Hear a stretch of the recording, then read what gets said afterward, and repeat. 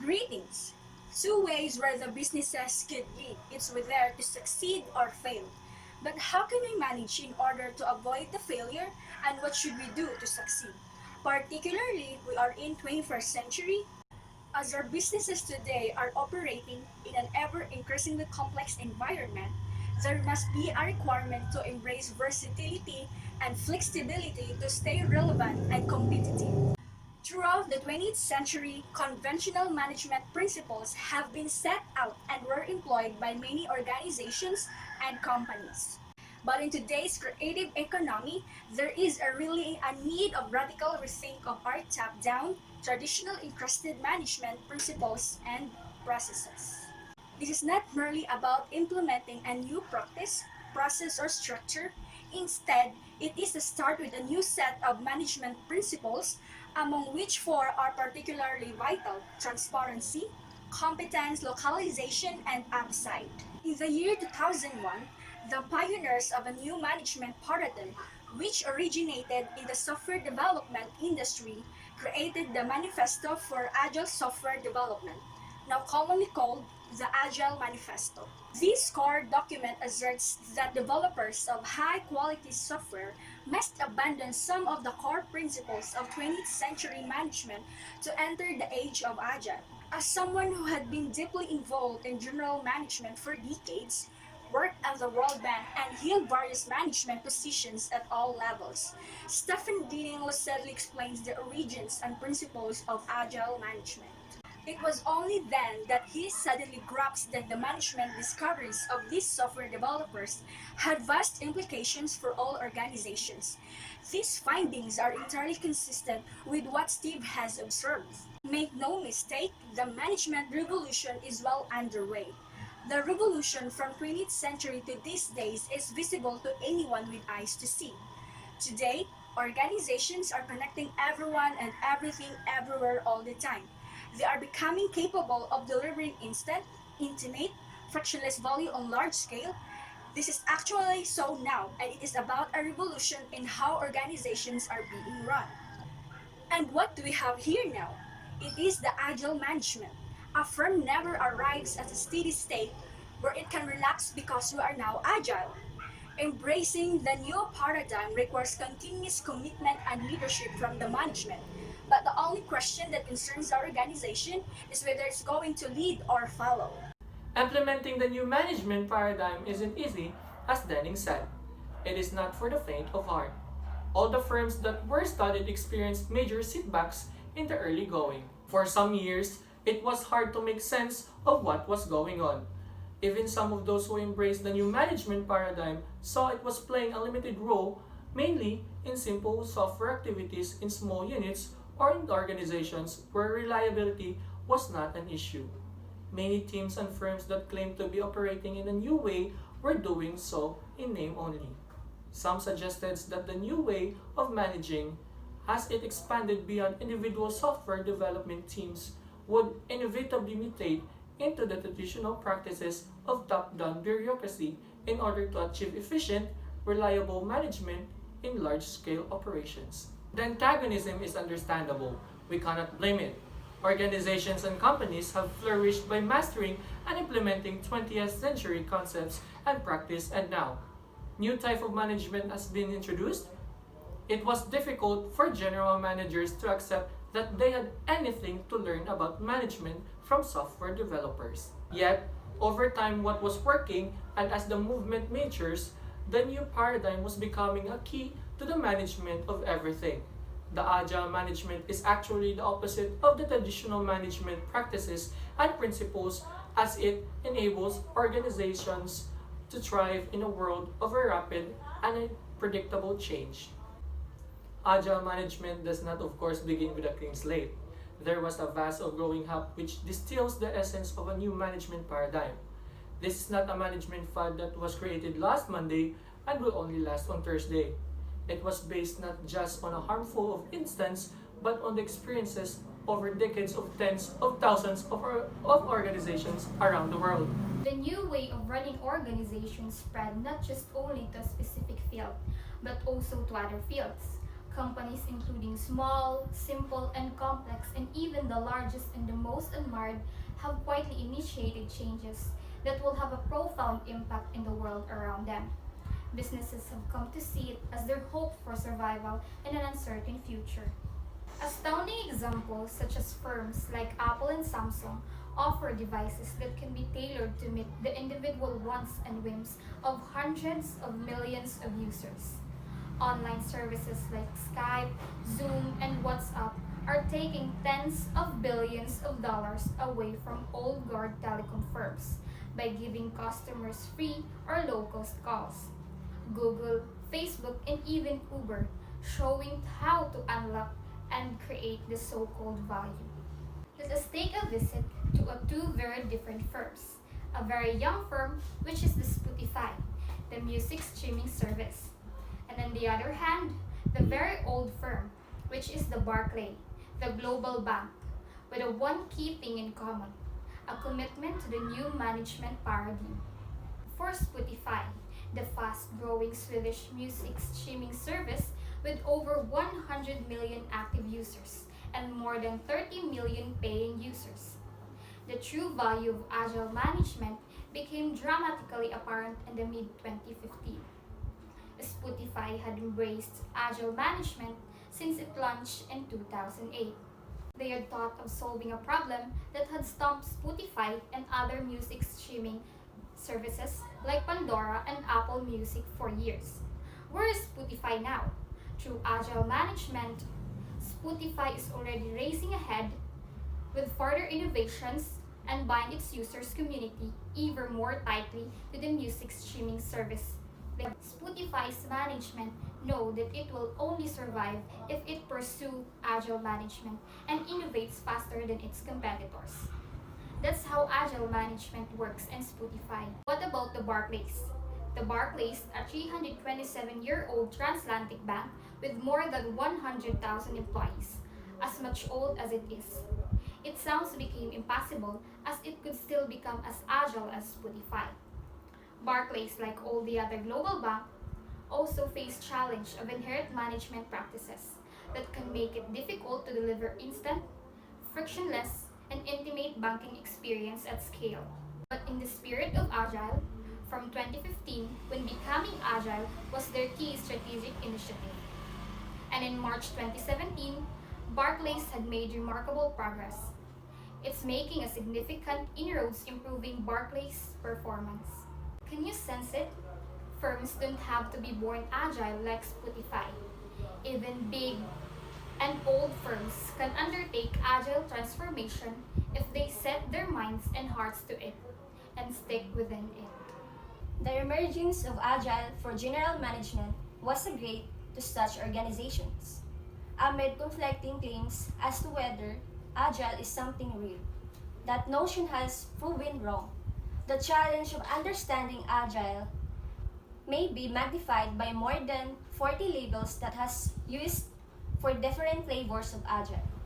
The possibility that organization could operate with agility is those not obvious. And yet the site visit of the SD Learning Consortium show that large agile organizations are not only possible, they do exist and affects agile management. It's actually happening like how Spotify and Barclays is transforming their way for running the organization. In organizations that have embraced agile management, self-organizing teams are continuously providing new value for customer. When Agile is done right, the team are working within a business model in which the organization is generating value for the organization itself as well as the customer. Everything the work is being done, the information and the money move easily in an integrated fashion, often with strong returns for skill. The image behind the organizations that embrace agile management is the three laws of the new management paradigm. What are those? There are the law of small team, the law of the customer, and the law of the network. The three laws enable us to make sense of the migrate agile practices at the time, we are able to see how new management mindset applies three laws. This is not just methodology or process to be implemented within the assumptions of current management practice. It involves fundamentally different concept of what an organization is, offers a lasting guide to what involved in an organization, becoming agile, and it must operate to succeed in today's marketplace. The law of small team, the law of the customers, the law of the network. The law of small team. As Ernst Friedrich Schumacher said, the fundamental task is to achieve smallness within large organizations. Picturing this out, the law of small team is simple. It has presumption that in a VUCA world, big and complex problems should be disaggregated into small batches and performed by small, cross-functional autonomous teams working iteratively in short cycle in a state of flow with fast feedback from customers and end users. Instead of constructing big and complex organizations to handle complexity, the organization disaggregates the problem into tiny pieces so that it can put together in minuscule increments, such that the success of Apple's iPhone, it may often attributed to the genius Steve Jobs, brilliant marketing, superior design, meticulous attention to detail, breakthrough thinking, and even ferocious drive to solve problems. Even though all of this is true, but what is often overlooked is the fact that these elements would have gone for naught if Apple had not developed a simple hardware device in an iterative fashion and offer a platform to mobilize independent software developers.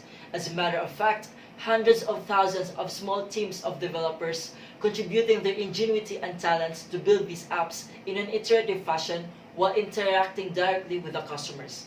Way back when Apple was practically bankrupt in 1997, but now Apple has one of the world's largest market capitalizations, and that is because they exercise the impact of the law of small team.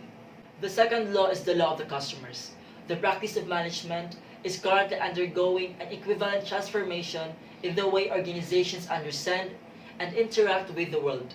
The earliest and simplest articulation of the law came from Peter Drucker in 1954. He stated that there's only one valid definition of business purpose: to create a customer. Meanwhile, changes in marketplace since 1954 was steadily reinforcing the validity of Drucker's insight about the embryonic law of the customers. An epochal change in this commercial center of gravity thus occurred. Power in the marketplace shifted from seller to buyer. Instead of the firm being the stable center of the commercial universe, now the customer was the center. By and large, during the 20th century, the purpose of the firm was to make money. That was the way the world was. The world had always been this way. The mindset was in effect, we make it and you take it. It was common sense, it was obvious. But this time around, firms can't rely on telling customers to take what we make.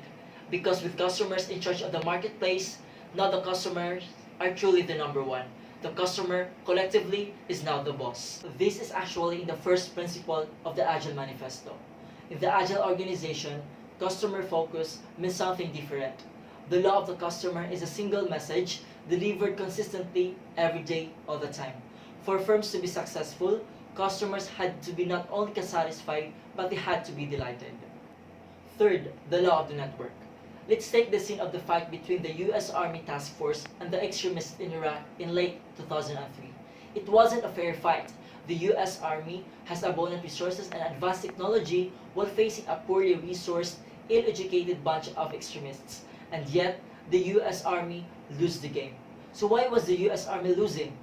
Under the third law, there does a growing focus on a team of teams comprised of small groups having an action orientation and compelling shared goal.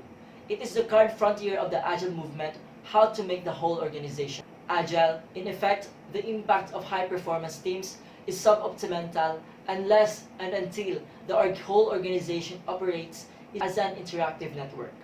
One common misunderstanding is that Agile organizations are non-hierarchical, but it's not. There is still the hierarchy in an Agile organization, and that is primarily a hierarchy of competence, not a hierarchy of authority. That is the reason why the US Army loses the fight. It's because they are more bureaucratic than a network. They used to seek approvals higher up the command, where the teams had to be able to make decisions as needed. Decisions had to be based on who was best placed to make the decision, not their position in the formal hierarchy. In here, individual team excellence is not enough. Collaboration among teams is vital to achieve overall group performance, and that is the law of the network. The Agile management with the three laws can be shortened as this. It embraces iterative, incremental approaches to working in small teams and aims at enterprise-wide agility while creating value to customers and by operating as a network. And that is the impact of how Agile management connecting the three laws to what we have in our business, companies, or organizations. Business success in the 21st century increasingly depends on becoming as nimble as the rapidly shifting and unpredictable context is happening. During the first parts, we are seeking the answers to the questions like how do organizations flourish in VUCA world where the customers is in charge of the marketplace? Why has embracing this new way of running organizations become a necessity? What can leaders at all levels of society do to create more energizing, prosperous, and meaningful mode of working and living? But we have answered all of those through understanding the Agile management. But remember, the new management paradigm is a journey, not a destination. It involves never-ending innovation, both in terms of specific innovation and that the organization generates from the customers and the steady improvements to the practice of management itself. Its management knows that agile transformation involves a deep change in organizational culture that will take time. Agile management is about working smarter rather than harder. It's not about doing more work in less time, it's about generating more values from less work. We are able to explore and take snapshots of firms that are at different stages of their respective journeys. What got them to where they are now is no guarantee of future success. These firms will only continue to prosper if they persist in their embrace of the new goals, principles, and values and go forming a vast global movement that is transforming the world of work. We have learned to instill the fact that the ability to adopt complexity and continuous unpredictable change, particularly this 21st century, is really vital. We cannot take all of the organizations to follow the mindset of being agile, but we encourage them to understand the situation that today is really different from the 20th century. We need to be nimble and embrace new ways to succeed. Let's make it particular in business. It is always a matter of survival and death, but we can survive through the spirit of Agile, the Agile management.